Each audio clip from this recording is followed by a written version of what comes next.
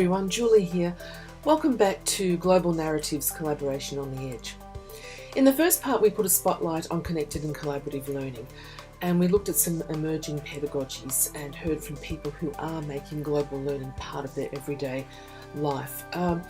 This second part really looks at the mindset and the skill set to make online global collaboration work, and how important it is to move from local to global learning modes.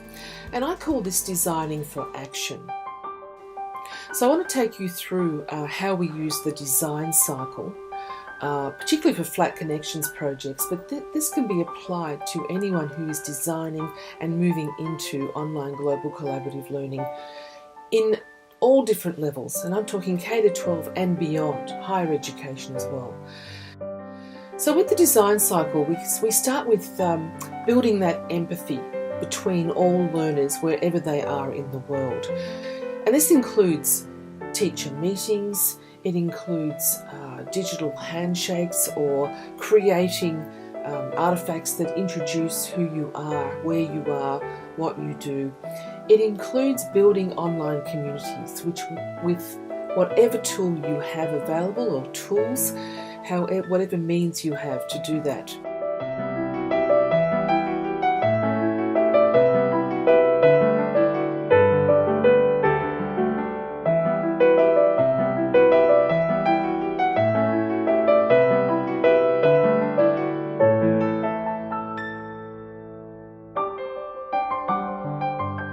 Then it means moving into the define stage, which is defining what it is you're going to do together as a collaborative global community.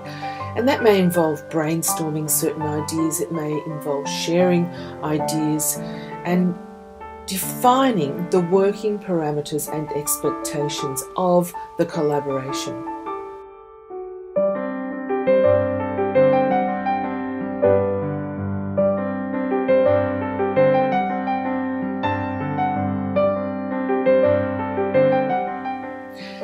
Then we move into the ideate stage, and of course this is where you really start to hone in on, well, what is it we're going to research, and what are we going to contribute, and what are we going to collaborate over? What is it that is really happening here, and what are the outcomes going to be? And do we agree on these outcomes?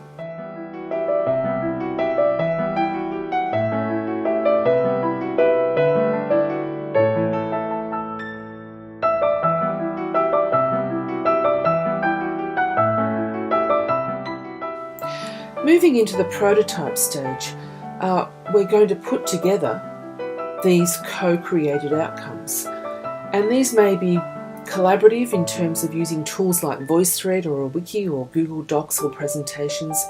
They may also be personal outcomes based on collaborations that have happened. So it could be a personal piece of multimedia based on collaborative research. And then there's feedback. And feedback means, a time to reflect, a time to share, a time to acknowledge work done, intercultural understandings made, global awarenesses raised. It's a time to perhaps award students for good work, excellent work. It's a time to amplify the impact of the online global collaboration.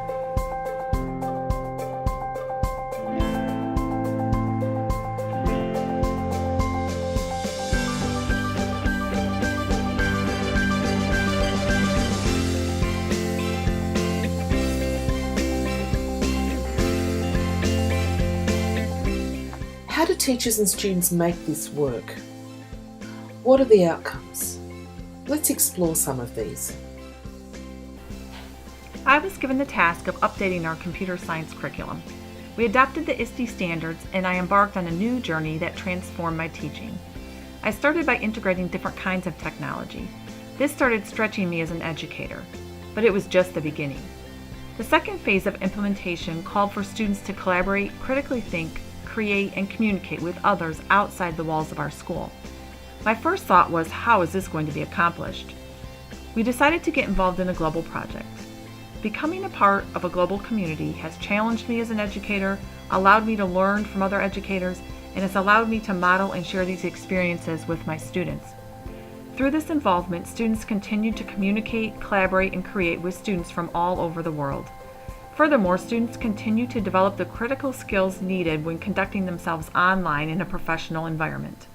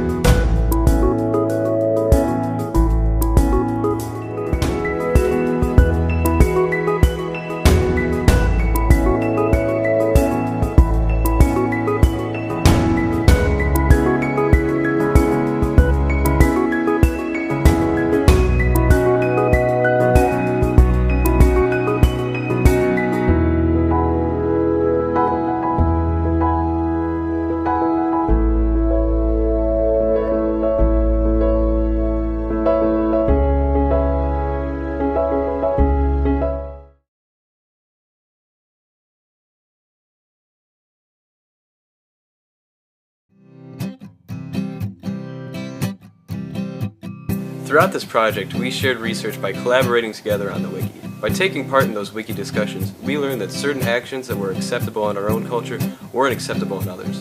We were learning about ourselves and each other. The skills that I learned through this project will last me through a lifetime. I was impressed at the capability of everyone to communicate solely through internet connection. I was amazed that through blogging, I could create global relationships. Students like myself got to learn and experience about new and different cultures. We used tools such as Ning, Wiki, and Emoto. Not only did these tools help us with our project, but also in our other educational careers. When we did our video creations at the end of the project, it was very interesting because until then you didn't realize how much you would learn and that you knew how to utilize so many sources. It was exciting to be able to collaborate with other students for these outsourcing videos with the resources such as the Wiki and the Ning. In the end, I'd say it was a good wrap-up for this culturally diverse project. During this project, I got the chance to collaborate with students globally. Talking and sharing ideas with them really gave me a more in-depth cultural understanding. I couldn't get this true experience just reading a textbook. The integration of technology and global collaboration has revolutionized my teaching. Just a few years ago, the school district where I was teaching high school social studies in Berea, Ohio, allowed me to pilot a one-to-one program. Over time, classes worked with web tools, and I even began co-teaching with the computer instructor. Together, we integrated computer skills and world studies content and created a 21st century tech integration class. It was wonderful. However, it was not enough. There was so much more we felt we should be doing, helping our students connect. We were talking about cultures and thought how wonderful it would be to learn from others outside our school and even better, in other parts of the world. It was also critical that our students knew how to conduct themselves online in a professional environment. How were we going to create that authentic online space? And so the journey began, and my involvement in the Global Educator Network flourished.